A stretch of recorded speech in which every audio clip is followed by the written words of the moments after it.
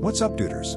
Time for your daily dose of internet madness. So, listen, before we get into this wild story, I need you to brace yourself, because what you're about to read is the kind of emotional roller coaster that makes you clutch your face and yell, "No, buddy, don't do it." Connect the dots. I'll try to stay calm, but this one? Yeah, I was yelling at the screen. This OP is a good guy, truly. He tries to do the right thing. But wow, does he miss some red flags so big they could double as parade floats? So let's take a deep breath, adjust our seatbelts, and descend together into one man's journey from supportive friend to accidental protagonist in his own betrayal. Alright, let's roll. I was comforting my friend about his wife cheating, only to realize it was my own wife. Hey everyone, throwaway account for obvious reasons. I've been a quiet lurker here for years, but after what happened this week, I need somewhere to tell this story. I'm not looking for sympathy, just clarity, because I still can't completely wrap my head around it. So here we go. I've been married to my wife, Jenna, for 7 years. Not perfect, but stable. We have a house, 2 dogs, a shared coffee grinder that cost more than my car's down payment, and until recently, a pretty predictable life. My best friend, Matt, and I have known each other since high school. He's the type of friend who helped me move in 100-degree heat, no questions asked. We don't talk every day, but when life goes sideways, we call each other. And on Tuesday night, Matt called. He wasn't just upset, he was destroyed. I could barely get a word in as he poured his heart out through deep, shaking breaths. His wife, apparently, was cheating on him.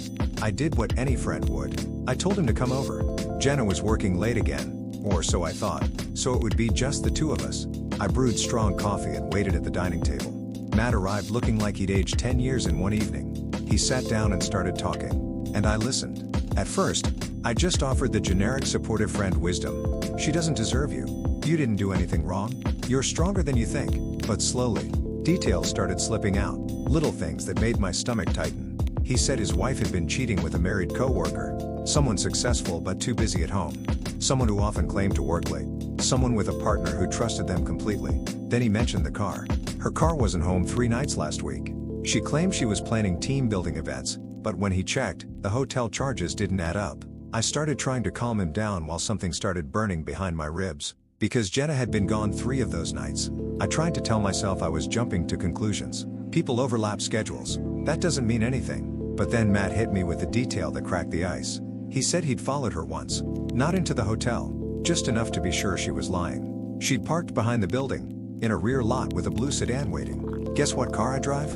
A blue sedan. But still, I told myself coincidences happen. The world is full of blue sedans, hotels, co-workers. I kept talking, kept listening, kept being a friend. Matt told me he thought the man she was seeing probably didn't even realize she was married, because according to texts he'd seen on her phone, she'd been lying about that too. The whole time, I just sat there, nodding, throwing in comforting phrases, while my soul slowly curled into a flaming pretzel. Eventually, Matt left. I told him he could stay the night, but he wanted space. That night was the longest of my life. I lay in bed staring at the ceiling, every memory of the last 6 months suddenly running a highlight reel in my brain. Jenna's new skincare routine, her business dinners, her exhaustion, the sudden new lingerie I never saw her wear. I didn't sleep. The next morning, I waited until she left for work. Then I logged into our phone records. I'd never done that before. I'm not proud, but I had to know. There they were. Dozens of late-night calls and text chains with a number I didn't recognize. I wrote the number down. I sat there for 10 whole minutes, staring at those digits, until I finally worked up the courage to plug it into an online lookup tool. Guess whose name popped up? Matt's wife. I just sat there in the quiet of the house, coffee growing cold, dogs snoring on the couch, as everything went still. Jenna wasn't just cheating. Jenna was cheating with my best friend's wife. Somewhere in the universe, a cosmic sitcom writer must have been cackling. I didn't react right away. No yelling, no dramatic breakdown, just this strange, floating numbness, like I was outside my own body. I did eventually confront her, later that night. She denied everything at first. Then I showed her the records. She crumbled. She told the truth. I'll spare the word-for-word breakdown, but here's the summary. It started months ago. They bonded over work stress. One drink, then another. Hotel conferences turned into hotel rooms. She cried.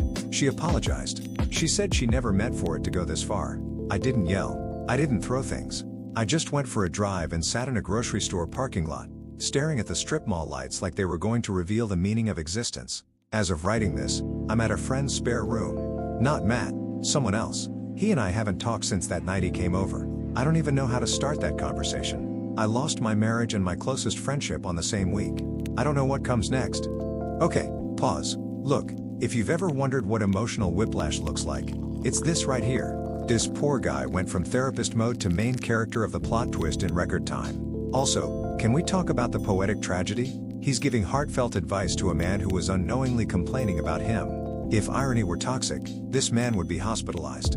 For the audience, this is why, when someone describes their partner's sketchy behavior and you start sweating, maybe trust your gut. Alright, back to the story. Update. Hey again. Didn't know if I'd ever post an update, but a lot has changed. A few days after the original fallout, I decided I couldn't avoid Matt forever. Whether our friendship survived or not, he deserved the truth. So I called him. He didn't pick up. Can't blame him. So I texted. Emergency. Need to talk. Not bad news about you. About me. He called me back within 5 minutes. His voice was guarded. Understandably, I asked him if he was sitting down. He wasn't. He sat. Then I told him everything. There was a long silence. Long enough I thought the call had dropped. But eventually he let out this shocked, half laugh, half exhale that honestly I will never forget. We weren't angry at each other. We were just stunned. Like two soldiers who crawled out of the same battlefield trench and looked around to realize the war wasn't what they thought. Matt apologized for venting to me without knowing. I told him he had absolutely nothing to apologize for. If anything, I was honored he trusted me enough to bring the pain to my doorstep, even if fate had terrible comedic timing. That weekend, we actually met up. No alcohol, just coffee and raw honesty. And here's the weird part. Talking to him was healing. Like we were both trying to rebuild something. Maybe not our marriages, but at least our sanity. We compared timelines, behaviors, lies, small clues that didn't make sense until now. It wasn't closure, but it was clarity. As for Jenna and me, we're separating. Not officially divorced yet, but moving in that direction. She wants therapy, wants to do the work, wants forgiveness, but something in me is done. It's not even anger at this point, just a deep, quiet sense of letting go. Matt is starting his own process too. We're not high-fiving or trauma bonding over beers, but we're not enemies. If anything, we're two people trying to salvage the most honest thing still standing, our friendship. It's going to take time, but at least now, the truth is out. Well, that was a journey, wasn't it? Our boy went from supportive friend handing tissues across the table to co-lead in a double marital tragedy that could win awards for plot structure.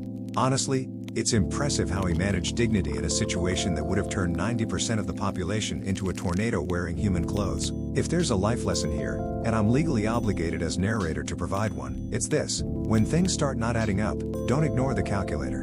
And maybe also, if you're crying to someone about an affair, double check whose sedan is parked behind the hotel. Could save you both a shocking third act twist. But truly, the most beautiful thing is that two devastated people didn't turn on each other. They had enough clarity to realize, the enemy wasn't across the coffee table. It was the lies in the room. Sometimes life hits us with storylines we couldn't pitch with a straight face. But the mark of character is how we respond, not how perfect our circumstances are.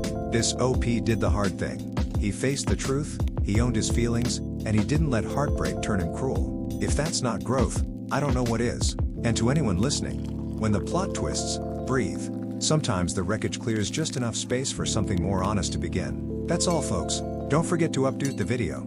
Thanks for listening, and I'll catch you in the next one. Doot doot.